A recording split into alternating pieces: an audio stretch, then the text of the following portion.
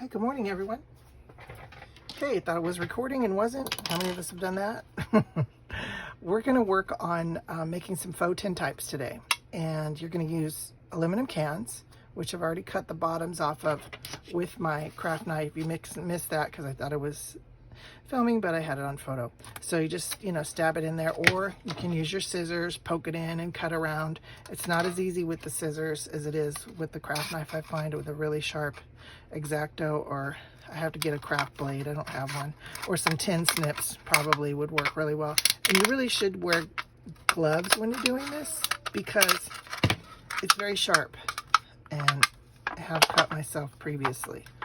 So still has some beverage in it.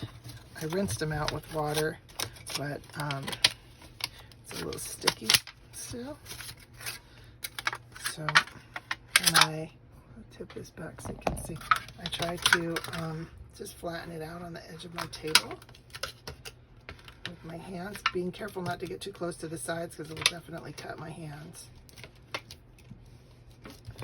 And anybody that's done any kind of tin work knows drill, but if you've never done it before, this is kind of my simple, easy way to do it.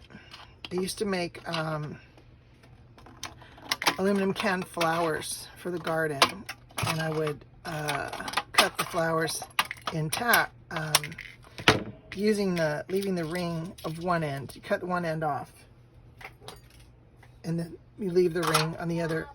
And then you just fringe up the sides, open it out, and then you can cut petal shapes or whatever and spray paint them, and then attach them to a wooden dowel and put them in your garden. They look really cute. People really love those. I was doing those before. I get a lot of hits on my Pinterest still for that, and it's an old blog post from probably 10 or 12 years ago, but I get a lot of traffic to my blog. The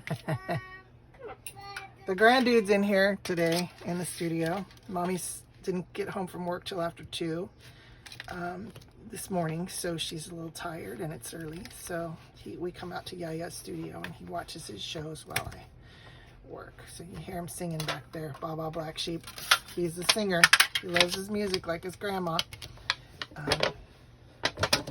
He calls me Yaya, but lately he's been saying it really fast. He says Yeye instead of Yaya, which just cracks me up just as much. But then you know how us grandmas are. Everything they do is wonderful and fantastic and amazing. So you really want to just get it cleaned up. This one is, I don't know. This has got some kind of looking at it closer, I thought it was the drink inside, but it's got some kind of weird coating or something. I don't know. Makes me kind of scared too. I didn't drink this drink, but it's like, okay, what's going in your belly? If this is on the inside of the can, that's kind of a scary thing. So I did these about, I would say, I lived in Los Angeles, so it was 2008, I guess.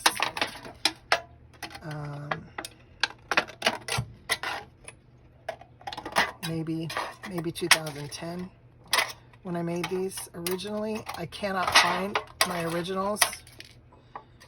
They're deeply buried. So I'm gonna do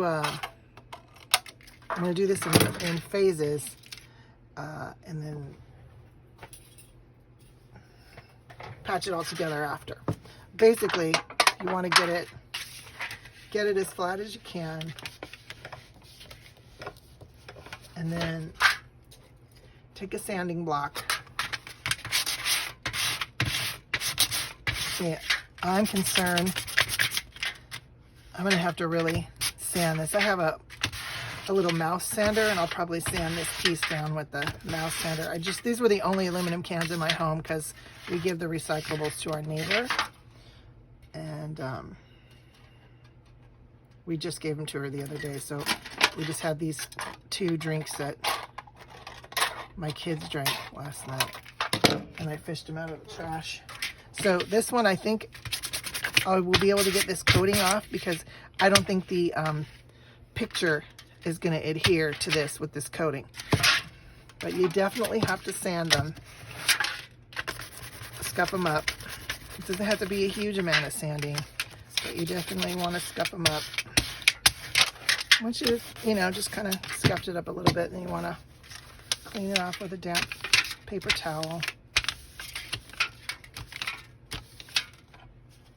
And then I have some glue pages here, but I'm going to use, I've got these products, okay? I don't know if you've ever heard of these, but they are a pre-coat that you put on surfaces to either do image transfers or to print directly through your printer. And again, because it was so long ago, I had a different style printer when I did them, and they came out great. I don't know how it's going to work in this printer. I'm going to try it, and I hope I don't jack up my really nice pen. I have a Epson EcoTank 2720, which we're going to try, but basically you tape this down, and you have to make sure that there's no wrinkles in it, because otherwise the ink nozzle gets caught on the little ridges and pieces, and the sharp edge is going to get taped down with some masking tape.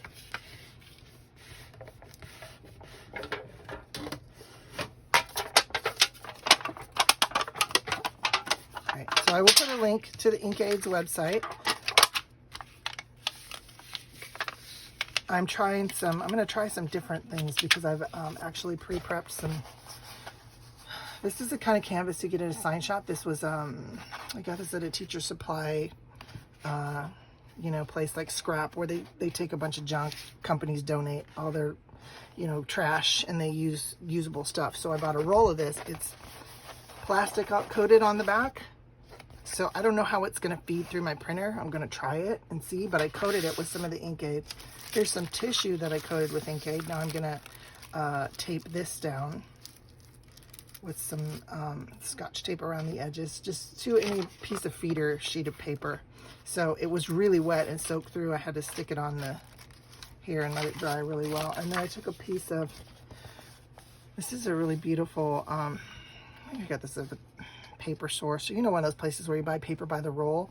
It's a pearlized paper that has a beautiful little swirly pattern in it. And I'm going to try printing a photo on it, or maybe 2 photos, and see how they come out.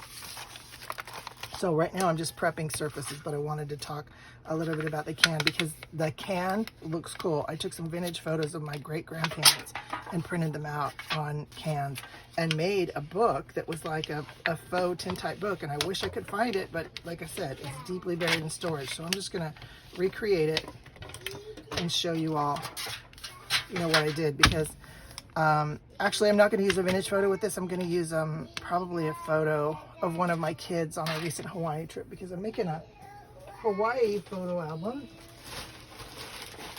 Not photo album. Well, it's a journal / album, because I'm a scrapbooker. So, I bought this beautiful gift wrap in Hawaii. And so I started to construct this book. This is also some wallpaper. This is some beautiful copy-dyed paper I bought from 3 Insistent Dogs. Some paper bags. This is a bag from the lavender farm there on Maui where we were. Again, some more of this beautiful copy-dyed paper. Some tribal-looking paper that I have. I'm looking for Hawaiian tapa cloth. Haven't been able to find it. I didn't look for it too hard when I was in Hawaii. I should have. This is another gift wrap. So anyway, I've got my signatures done. I need to, finish this up. But what I want to do is put an image on the front, and I have a beautiful image of my daughter on the beach with the wind blowing in her hair. And it's such a different photo for her because she's a model and an actress, and she's always really made up to the nth degree. And this one, she's just, in her bathing suit, standing on the beach. And actually I went to take her photo and it was a video, so I just clicked on the frame of the video that I liked the best and screenshotted it and turned it into a photo. But I love it because her hair is wind blown and she's looking kind of you know, contemplating, looking out at the ocean and just really enjoying her moment there. And it was just a beautiful moment to capture. I just posted it on Facebook for her birthday, wishing her a happy birthday. And I'm sure she's going to hate it because she has to edit all her photos. And I always have to get photo approval before I can post anything on social media. So she's probably going to be mad at me and say, Mother, you didn't ask me to put that picture on. But I love it, because it's a side of her that not everybody sees, but it's a side of her that I know really well. So I did it. And then if she asks me to take it down, then you may not be able to see it on my Facebook. I don't know. So what I do is just put, can I find the end? You know, my eyes, here we go with my eyesight again. I'll go around and around this thing and not find the end of it. Where is it? Oh, here.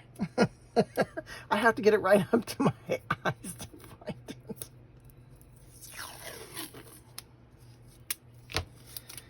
So just tape it down, and you just want to, you don't have to have a lot of tape holding it down. You know, I do about 1/4 inch. I try to make it as level as I can because I want to, you know, make it easier to set the printer up to actually print the photo. And I have trouble with that. This new printer, I just use the software that came with the printer. I don't have like Photoshop. I'm not a Photoshopper. I want to learn Photoshop, but I don't really know how to use it. So I've got to figure out a way to format this and make it work. So I'm going to make this one. I'm going to trace it out on another piece of paper with just a pencil line so I know where it is, and then I'll make a couple practice runs on my printer till I make sure that it's printing in the spot that I want it to print before I get it going. I want to go. What? I You need to go where? want to go outside. You okay, you gonna go out there and play with your toys? Okay, stay in the backyard right there by your toys, but we have to put your shoes on, okay? Okay. So go grab your shoes and Yayo will put them on for you, okay? So now I've taped it all down. I'm just gonna go with my bone folder and just make sure that it's really adhered well. But don't press so hard that you rip the tape like I just did, because now the printer's gonna get hung up on that little bit. Dang it. You know, you have the best plans and the best ideas. Sometimes, just as long as I make it smooth, the printer won't pass over it. Yeah, there we go. 4.5 by 6.5. So I could do a 4x6 photo on here and it would come out perfect. So now I know. 4x6, and I'm 2 inches in from the sides, and 2 inches, a little bit. 2 1/8, 2, 2, 2. And it's a 4x6 photo. All right. So now I'm going to take these different coatings. You have different ones. Now these are old. Like I said, I've had these for a long time. I don't know if they're even going to work. I'm going to try it. I have a feeling that they'll still work. So here's the matte Precoat, and then there's this one here, which I shook it up yesterday. No, not that one. Where is it? Here, this one has a mica powder in it. It says to stir gently, but these are so old I had to fish all the gummy junk out of it yesterday to get it ready. But you just apply it with a sponge brush. You want to make sure there's no goop on your sponge brush. That'll transfer to the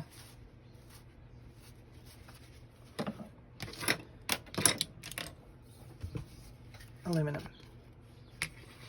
I always do that. I start a word, I say a word, and then I just don't finish it.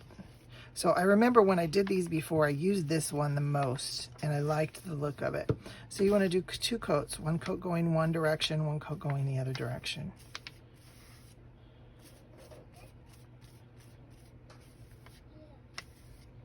You want to let it dry between coats. And you can see areas where it's pulling away because the can wasn't sanded enough. But it kind of makes a cool effect when you print it out, that the ink doesn't kind of stick to those little spaces, so it looks like an old, what do you want to call it? You know, those sepia tintypes that are kind of getting distressed and losing some of their color and things. So next time I will get out my mouse sander. I got to go get it out of the shed. And that was just more than I wanted to do right now.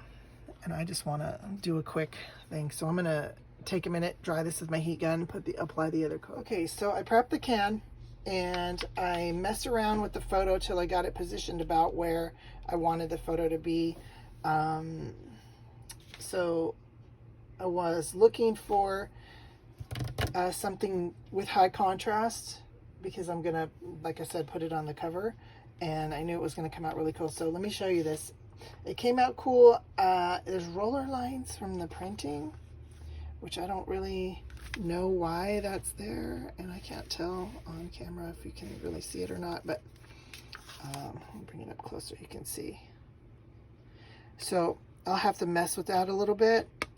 It's okay if the lines are there. I can actually, when the ink dries, I'll distress it a little bit with some, lightly, with a little scratchy sponge to just kind of make it look a little bit more distressed and grainy. But I actually like how it came out.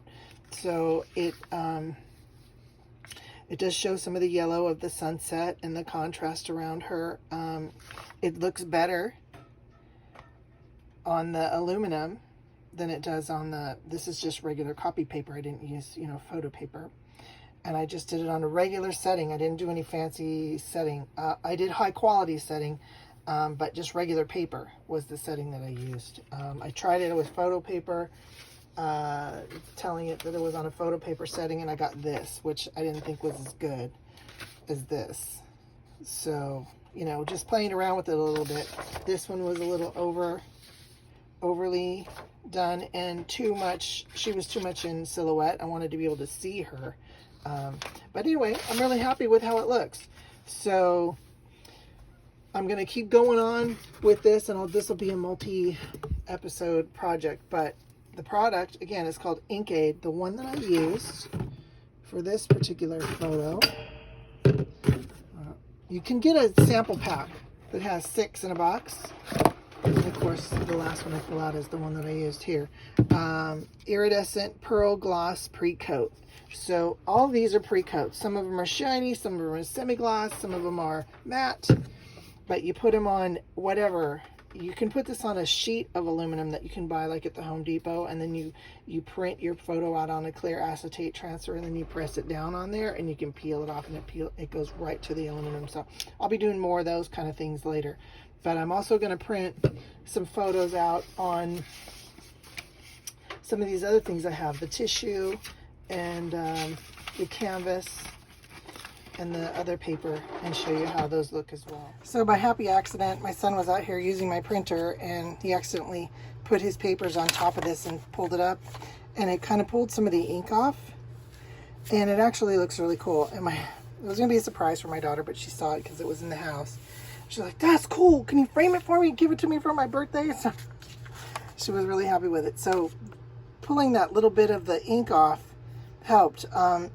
The areas where the ink is more saturated, it's still tacky, and it's been a few hours since I printed it. So that's not normal, and that could be because the product that I'm using is old.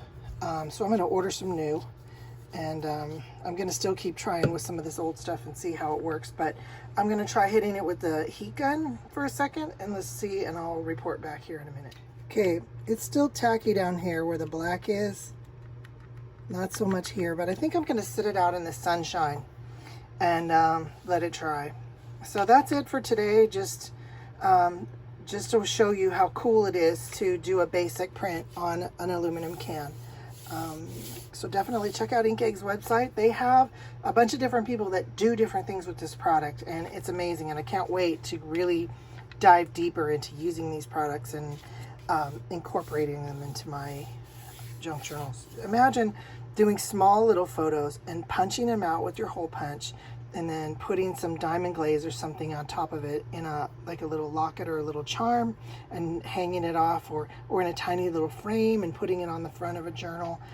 There's just so many things that you could do with this. I just love it. So I'll let you know how it does when it's definitely tacky, but it's not as sticky as it was. So I think it's 100 and something degrees outside right now, so I think letting it bake out in the sun for a little while, it'll be fine. But I will report back.